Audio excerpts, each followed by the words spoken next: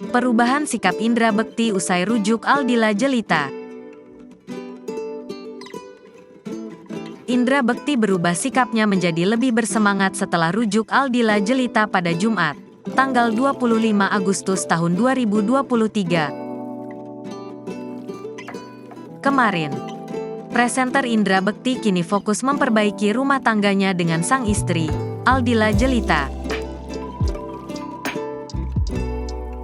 Dikutip dari YouTube Was-Was, Sabtu, tanggal 26 Agustus tahun 2023, adik Indra Bekti yakni Cipta menilai suami Aldila Jelita itu tampak lebih bersemangat.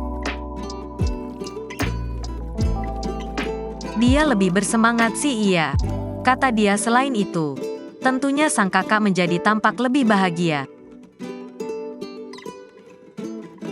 Pastinya lebih happy. Cuman balik lagi dia yang lebih tahu, imbuh dia.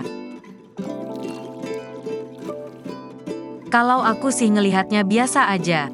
Dia tetap fokus sama tanggung jawabnya, terang Cipta.